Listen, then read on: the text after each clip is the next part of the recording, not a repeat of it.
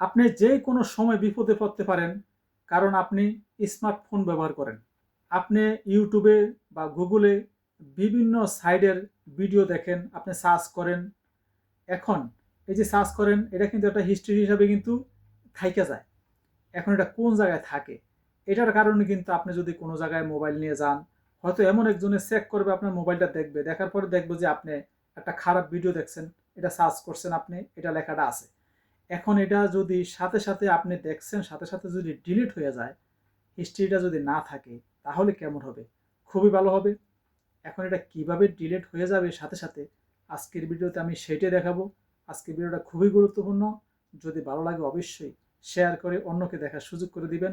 আপনার কারণে অন্য একজনের উপকার হবে। চলুন দেখতে থাকুন। আমি ক্লিক করলাম আমার জিমেলের উপরে, তারপর আমি ক্লিক করলাম আমার এই আইডির উপরে। এখানে লেখা আছে ম্যানেজ ইউর গুগল অ্যাকাউন্ট, আমি এখানে ক্লিক করলাম।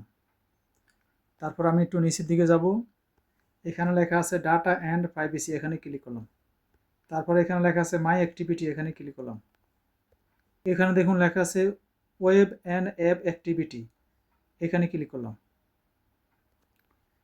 এখানে দেখুন টার্ন অফ, আপনি যদি টার্ন অফের মধ্যে ক্লিক করে অফ করে দেন, তাহলে আপনার যত হিস্ট্রি আছে সব হিস্ট্রি ডিলিট হয়ে যাবে। আপনি যেটাই সার্চ করবেন আর আপনার ইউটিউবে বা গুগলে কোনো জায়গায় থাকবে না, সব কিছু ডিলিট হয়ে যাবে সাথে সাথে।